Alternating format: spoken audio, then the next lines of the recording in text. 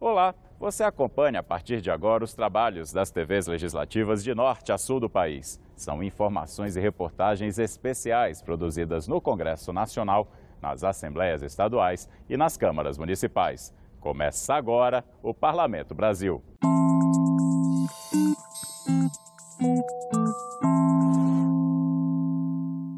A gengivite é uma doença muito comum no Brasil e ela nada mais é do que uma inflamação na gengiva causada por má higienização bucal.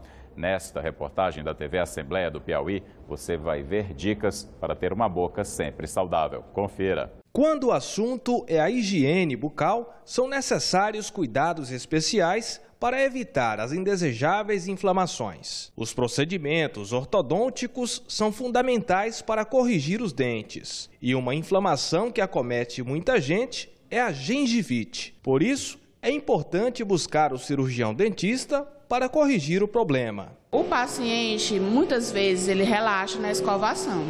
E esse relaxamento faz com que o acúmulo de alimentos se junte na região marginal, ou seja, no pezinho do dente, e isso faz com que a bactéria se prolifere, né, porque ela gosta de restos de alimento, causando um processo inflamatório na gengiva, no tecido gengival. E a gengiva, naturalmente, ela é róseo bem clara e ela tem um aspecto de casca de laranja. Mas quando o processo inflamatório começa a formação do edema. E esse edema faz com que a gengiva fique cada vez mais vermelha e mais grossa. E a gengivite pode se agravar, causando edemas e infecções. A gengivite, ela pode progredir para uma doença muito grave, chamada periodontite. Ou seja, o paciente continua com a má higienização e aí a bactéria continua agindo. Ela se transforma de bactéria que respira, que a gente chama de bactéria aeróbica, que ela não é tão agressiva, para as bactérias anaeróbicas, que essas sim são bem agressivas. E o que é que elas causam? Elas causam o chamado tártaro, que o tártaro é o acúmulo de bactérias mortas e que causa esse tipo de problema. Esse tártaro, o que é que ele faz? Ele faz até a perda óssea. E a perda óssea, ou seja, o osso que abraça o dente, vai sendo reabsorvido e os pacientes chegam ao ponto de tirar o dente com a mão. Uma escovação adequada, o uso de fio dental após as refeições e uma avaliação odontológica 2 vezes por ano. São medidas essenciais que ajudam a prevenir a gengivite. O procedimento cirúrgico nos consultórios dura em média 40 minutos. Muitos pacientes só procuram quando está já em estágio avançado. Quando está em estágio avançado, às vezes a gente não tem muita coisa para fazer. Ou remove o dente ou já entra no canal. Que hoje o canal já é uma maneira mais... já está muito simples de ser feito, já é feito em uma sessão só, porque já foram desenvolvidos aparelhos, que a gente chama de localizadores, que fazem com que o dentista consiga terminar a sessão no canal do dente em uma sessão só. O Lenilson passou pelo procedimento cirúrgico. Foi um procedimento bem básico, desde então eu já tinha uma gengiva bem inflamada, bem grande, naturalmente, e eu sempre cuidava para não ter a gengivite, né? Eu recomendo a vocês que precisamos escovar os dentes bem para a gente não ter gengivite, não ter uma gengiva grossa, inflamada e bastante cuidado e sempre após as refeições você deve estar limpando os dentes.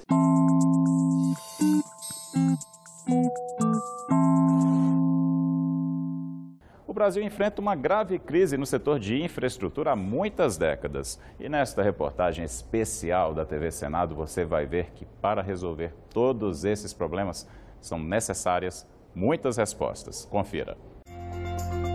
Para resolver os gargalos da infraestrutura do país, o governo acha que é preciso diminuir a presença estatal no setor.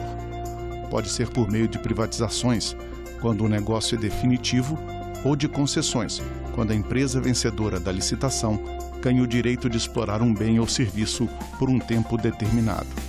Na visão do Poder Executivo, a iniciativa privada é quem tem recursos para melhor investir no setor. Estamos diante de um desafio. O orçamento público para a infraestrutura no próximo ano é de 19 bilhões. Como é que você vai construir a infraestrutura necessária, a infraestrutura ideal do país sem orçamento? O desafio aqui é atrair, é chamar o setor privado para participar das soluções. É preciso ter, um programa bem desenhado, que proponha ao setor privado essa parceria. É um chamamento.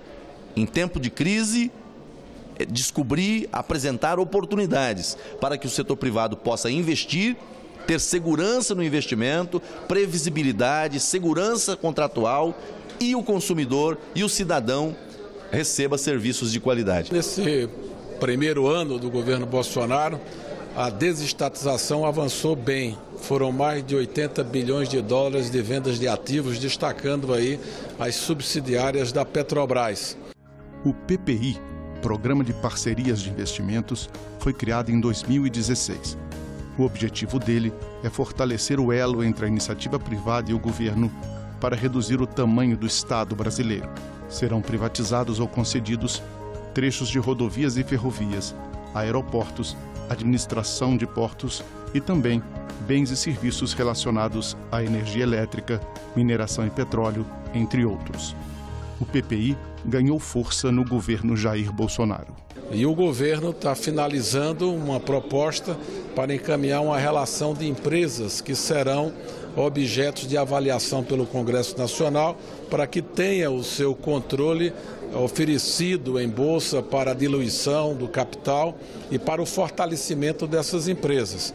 Eu destaco a possibilidade da privatização, democratização do capital da Eletrobras, que é uma dessas empresas, e também outras empresas, sobretudo do setor financeiro, como se cogita também a possibilidade da venda ao mercado do controle do Banco do Brasil.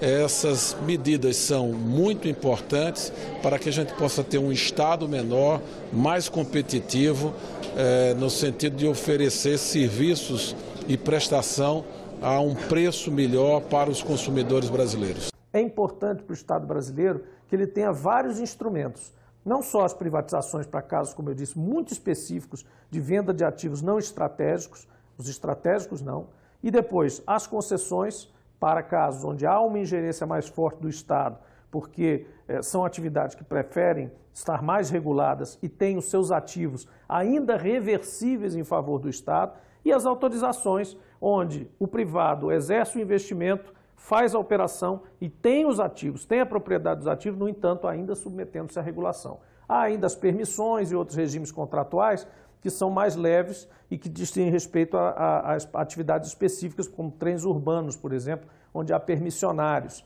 o transporte urbano em geral. Uma das prioridades para o governo em 2020 é privatizar a Eletrobras.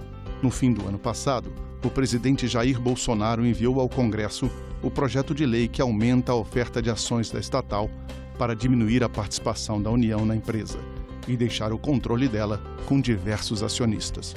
Atualmente, 60% do capital social da Eletrobras estão nas mãos do Poder Executivo.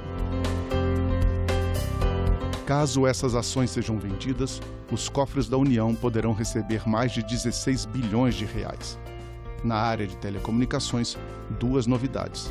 O leilão para a implantação da rede 5G no país, que deve acontecer no segundo semestre, e também a possibilidade de migrar das atuais concessões na área de telefonia para um regime de autorização. Essa possibilidade surgiu com a aprovação pelo Congresso no ano passado da nova Lei das Teles. No regime de autorização, não é feita uma concorrência pública para selecionar a empresa que vai prestar o serviço, e o contrato pode ser revogado caso ela não cumpra com as obrigações feitas com a União. Privatizações nem sempre são solução para conquistar novos investimentos para um país. Há privatizações que são necessárias, algumas são bem-vindas, quando, por exemplo, o Estado adquire cotas ou toma na justiça ou na cobrança de dívidas de bancos estatais, etc., e que precisa repassar isso para a iniciativa privada, porque são atividades de iniciativa privada. Mas, na maioria das privatizações que a gente está se referindo aqui, são privatizações de empresas estatais estratégicas, que fazem parte da estrutura do Estado brasileiro há muitas décadas. E a nossa cultura é ter estatais ajudando os setores, impulsionando, direcionando, como parte da política setorial, por exemplo, do petróleo, de energia, do próprio monopólio postal, a questão dos bancos públicos, né, de pelo menos os bancos públicos regionais e 2 bancos nacionais. Então, vender esses ativos é uma medida de curto prazo que não resolve, não ajuda o futuro e só dilapida esse patrimônio público e principalmente a habilidade que o Estado brasileiro possa ter de atuar nesses setores, além da seara meramente regulatória e além da seara meramente de política setorial. Outro grande desafio para a infraestrutura do país é melhorar o setor de transportes. 80% das cargas são transportadas por caminhões em rodovias antigas e congestionadas. A malha ferroviária ainda está longe de atender a demanda de um país com as dimensões do Brasil e as hidrovias, fundamentais para a região norte, funcionam de forma rudimentar. O Brasil tem um problema seríssimo nessa questão dos transportes. Nós temos os modais, né, de transportes disponíveis, mas no Brasil nós temos um modal que prevalece, né, que é o modal rodoviário, que está estrangulado. As nossas rodovias já não suportam mais a carga, a demanda que tem. É preciso trabalhar a multimodalidade, é preciso diversificar os modais. Trabalhar de forma consorciada, não são competidores, né? O modal rodoviário não compete com o ferroviário, não compete com o hidroviário, não compete com outros. É preciso que todos esses modais, todas essas opções estejam disponíveis, né, para o usuário, para você desafogar as rodovias, né, que são precárias em muitos casos, né, pistas de mão única, muitas das vezes sem manutenção adequada, sem sinalização adequada, com altíssima demanda, riscos de acidentes, mutilação, perdas materiais, ou seja, é um problema sério. Então, quando você trabalha na perspectiva de diversificar, né, de sair dessa situação quase que de um monopólio de infraestrutura rodoviária para, né, uma malha consorciada, seja com ferrovias, seja com hidrovias, né, com a aviação, isso facilita. O Brasil não vai crescer sem investir mais na infraestrutura. O novo marco legal das ferrovias está na pauta da Comissão de Infraestrutura e pode ser um instrumento importante para aumentar a malha ferroviária. O Brasil tem atualmente pouco mais de 30 mil quilômetros de linhas de trem. Quase 60% desses trilhos estão abandonados e subutilizados. O governo pretende fazer a concessão de trechos de ferrovia da Integração Nacional entre Ilhéus e Caetité, na Bahia, e da Ferrogrão, que liga Mirituba, no Pará, a Sinop, no Mato Grosso. As concessões também são a receita do Poder Executivo para o setor aeroportuário. A meta é fazer os leilões em blocos regionais. Na realidade, as concessões têm sido um grande sucesso, pilotadas sobretudo pelo Ministério da Infraestrutura, pela Casa Civil da Presidência da República. Nós tivemos aí um grande avanço na concessão de novos aeroportos brasileiros, novos terminais portuários. Nós avançamos também na concessão dos serviços ferroviários. Destaco aqui a questão da Norte-Sul, que foi uma primeira concessão ferroviária de grande porte, com pleno sucesso, pleno êxito, e nós estamos na expectativa que no ano de 2020 novas concessões sejam efetivadas para que a gente possa atrair o capital privado e gerar emprego para os brasileiros. O Estado brasileiro tem todos os instrumentos necessários para atrair investimento. Basta usar o instrumento certo, na hora certa, para o setor certo e, principalmente, com as agências reguladoras funcionando para que você tenha essa instância superior final nos setores que a gente considera de importância estratégica ou atividades econômicas reguladas.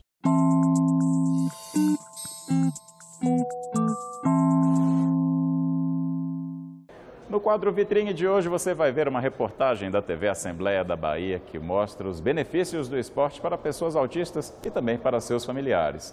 Jovens que se desenvolveram e foram muito além do ambiente esportivo. A rotina é puxada. De segunda a sábado, pela manhã ou à tarde, é certo encontrar Igor Nogueira assim, treinando. Há quase 7 anos, o esporte entrou na vida do baiano que já coleciona títulos mundiais. Depois de um mês de academia, recebemos um convite para o Igor participar da primeira aula de jiu-jitsu. Eu disse, gente, esse negócio é loucura. Igor, aversão a toque. Jiu-jitsu é contato físico intenso, esse negócio não vai dar certo. Mas devido à insistência, né, do convite, eu falei, olha, vamos fazer o seguinte. Chamei o pai, mandei o pai ir, mas tendo certeza absoluta que esse negócio não iria dar certo. E eu fiquei em casa só aguardando a desistência. Mas a desistência não chegou, pelo contrário. Foi passando dias, semanas, um mês e o povo não desistia. Pelo contrário, o Igor chegava em casa extremamente feliz. E aí os resultados começaram a aparecer. O Igor sentar em um sofá, por exemplo, e assistir uma televisão, um filme do início ao fim, coisa que meu filho nunca fez. E que tem filho com autismo sabe muito bem do que eu estou falando. Porque o filho ficava batendo sempre de uma parede a outra, e de uma parede a outra, e com gestos repetitivos muito intensos. De repente, meu filho estava sentado na frente de uma televisão e no final desse filme ele tocar em pontos. Eu vi o Igor permitir que eu tocasse nele, né? Rápido, inicialmente, mas permitiu. E quando eu fui reclamar com o Igor, ele olhou nos meus olhos, coisa que meu filho nunca tinha feito. Ali eu vi que eu disse, esse negócio desse tal de jiu-jitsu que está fazendo alguma coisa na vida do Igor. Igor é autista, diagnosticado na classificação moderada. E apesar do desafio que o contato físico já lhe impôs, hoje não há nada que o impeça de competir na categoria convencional do esporte, que se tornou sua paixão, o jiu-jitsu. Igor luta de igual para igual, né? Igor hoje tem... O jogo dele é bem versátil. Ele joga hoje tanto passando quanto jogando de guarda. Então, é bem versátil ele, desenvolveu bastante no jiu-jitsu, então hoje a gente está colocando ele para disputar tanto no para-jiu-jitsu como no convencional. Para Marleide, o maior desafio do filho autista não é superar as dificuldades do caminho, mas sim fazer com que a sociedade o reconheça como um indivíduo capaz. Eu sempre digo assim, o autista ele só precisa de oportunidades, de alguém que acredite nele. Quando ele tem alguém que acredita, e que enxergue, além do autismo, eu sempre falo, a nossa fé nos conduziu até aqui. É olhar para o autista e não enxergar as limitações, elas estão ali, mas enxergar além daquilo e estimular ele da forma certa. Todo autista, independente do nível, tem potenciais, porque antes de ele ser autista, ele é um ser humano. Então, ele é dotado de potências, de potenciais. E é necessário justamente identificar e estimular. Estimulou, ele vai longe, porque quando o autista faz o que ele gosta, ninguém segura ele. Yara concorda. Ela é psicóloga e integra uma rede de apoio a mães de autistas na Bahia. O autismo vem sem pedir licença, né? Então a gente fica muito fragilizado. Então a gente estando num espaço onde a gente pode falar livremente sobre isso, onde pessoas vão entender os comportamentos de meu filho, sem criticá-lo, sem julgá-lo, porque quando a gente está na rua, no espaço externo, até explicar que a criança é autista, a gente já foi muito julgada, né? O meu filho é mimado, é mal educado, então a gente passa por muitas saias justas. Essa rede ela é muito significativa.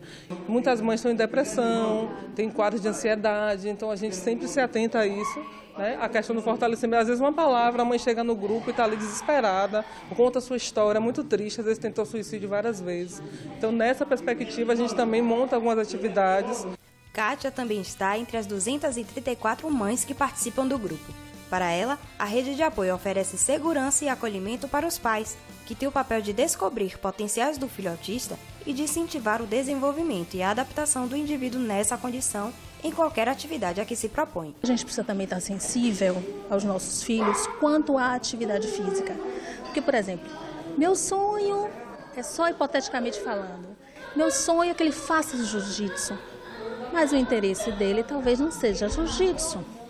Seja natação, seja futebol, ou não seja isso, seja outra coisa, né? Então, assim, a gente precisa ir testando essas possibilidades e vendo o que é prazeroso para esse indivíduo, para qualquer pessoa, né? Mas enxergando nossos filhos dessa forma.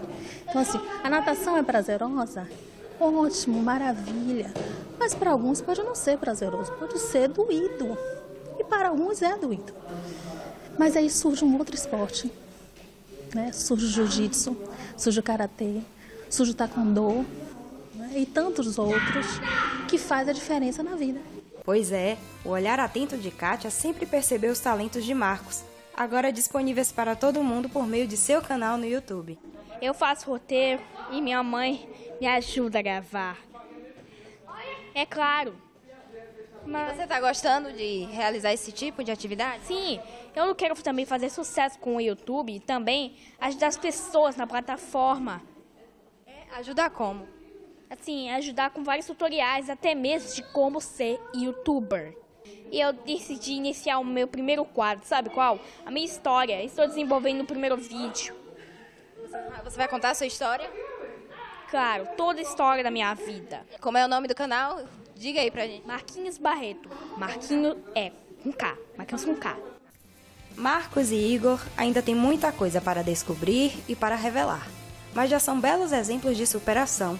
Mais do que isso, são referência e inspiração para muitos outros meninos e meninas com autismo que só precisam de olhares atentos, carinho e acolhimento para driblar as dificuldades e vencer na vida. O jiu-jitsu é um esporte muito bom para mim, me ajudou a evoluir alguns sintomas do autismo e também fico competindo nos campeonatos de jiu-jitsu, ganhando muita medalha para trazer para casa e para as pessoas também, porque me ajudaram também muito nas escolas e no jiu-jitsu também. E graças a Deus, as pessoas por terem me ajudado também. Graças a Deus, muito obrigado por tudo.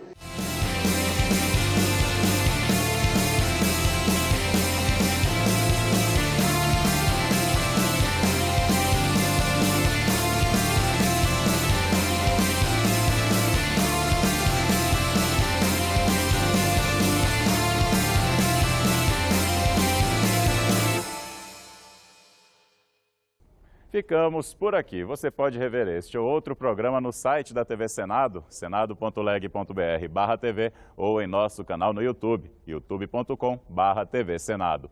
Muito obrigado pela companhia. Eu espero você no próximo Parlamento Brasil. Até lá!